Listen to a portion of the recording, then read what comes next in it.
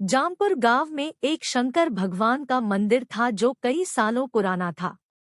जब कभी भी गांव पर कोई परेशानी आती उस मंदिर से एक रोशनी चारों तरफ फैल जाती और रोशनी इतनी तेज होती कि कोई भी उस रोशनी के सामने टिक नहीं पाता था। एक दिन वहां एक मुसाफिर आया, उसका नाम मोहन था। मोहन, अरे भैया सुनो, मुझे टीकमपुर के लिए जाना है लेकिन रात बहुत हो गई है, तो क्या मैं यहाँ रुक सकता हूँ?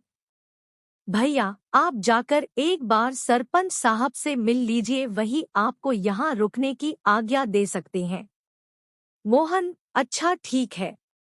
मोहन वहां से सरपंच के पास निकल जाता है और सरपंच के पास जाकर कहता है, मोहन, सरपंच साहब, मुझे कल सुबह तक के लिए यहाँ रुकना है। मुझे टीकमपुर जाना है लेकिन रात बहुत हो गई है, तो मैं इस समय नहीं जा सकता। सरपंच, कोई बात नहीं, आप हमारे गांव में रुक सकते हैं। मोहन, आपका धन्यवाद। सरपंच मोहन को अपने ही घर में रोक लेता है और मोहन का बहुत आदर सम्मान करता है। लेकिन रात को मोहन सोता नहीं है, मंदिर की तरफ जाता है और सरपंच उसे मंदिर की तरफ जाते हुए देख लेता है। सरपंच भी मोहन के पीछे जाता है। सरपंच, क्या बात है मोहन, आप इतनी रात को मंदिर के पास क्यों घूम रहे हो?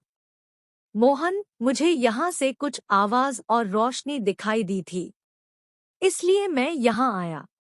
सरपंच, ये हमारे गांव का सबसे पुराना मंदिर है। जब भी गांव पर कोई मुसीबत आती है तो ये मंदिर हमारी रक्षा करता है।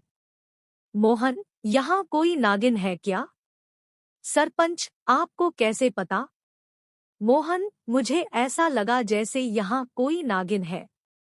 सरपंच, कौन हो तुम? मोहन, मैं मोहन हूँ। सरपंच, तुम कोई और हो तभी तुमको ये पता चला कि यहाँ पर कोई नागिन है। सरपंच की आवाज सुनकर और भी लोग आ जाते हैं।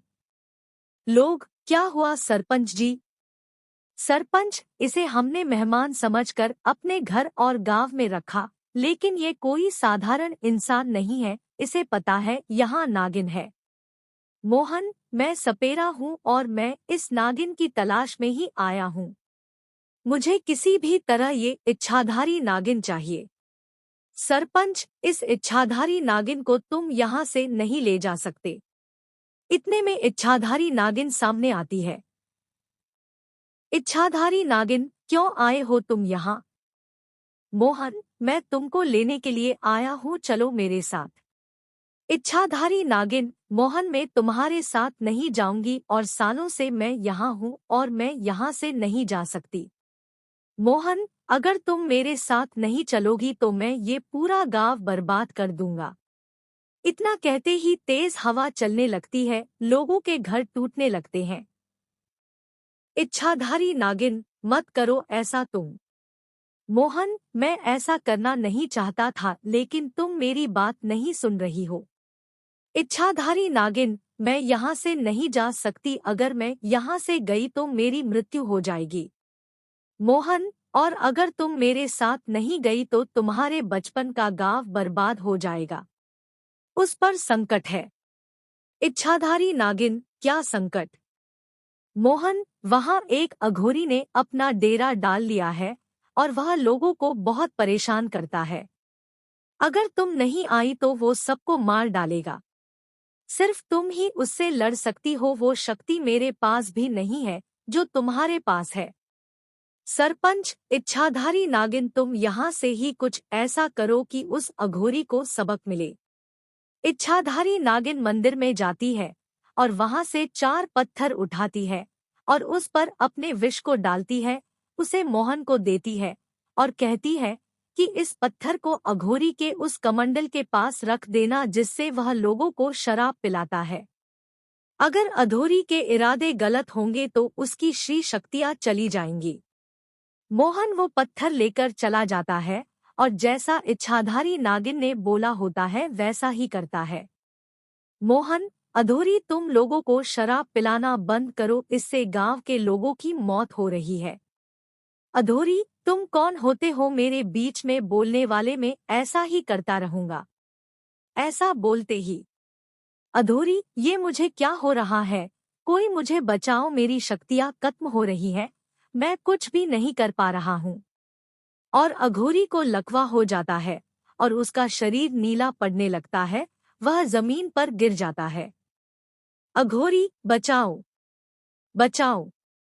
मोहन, अघोरी, अब तुम साधारण इंसान हो और अब तुम हमारा कुछ नहीं बिगाड़ सकते। तुम्हारी एक गलती ने तुम्हारी सारी शक्तियां खत्म कर दी। इतने में नागिन की छाया सबको दिखाई देती है। इच्छाधारी नागिन, ये तुम्हारे कर्मों का फल है, मोहन ने तुमको पहले ही समझाया था। अघोरी, मैंने अपने पैर पर खुद ही कुल्हाड़ी मार दी। नागिन, मुझे माफ कर दो, मुझे बचा लो और मेरी शक्तियां मुझे वापस कर दो। नागिन, मैं तुम्हारी जान बचा सकती लेकिन तुम्हारी शक्तियां तुमको वापस नहीं दे सकती। जो होना था हो गया, अब तुम फिर से तपस्या करो और फिर तुम्हें तुम्हारी शक्ति वापस मिलेगी। अघोरी को ऐसा सुनकर अपनी गलती का एहसास होता है। वो सबसे माफी मांगता है और इच्छाधारी नागिन से भी माफी मांगता है। ऐसे इच्छाधारी नागिन 2 गांव की रक्षा करती है और तपस्या करने लगता है। कभी किसी का बुरा नहीं करना चाहिए। अगर आप किसी का बुरा करते हो तो आपका बुरा होता है, जैसे अघोरी का हुआ।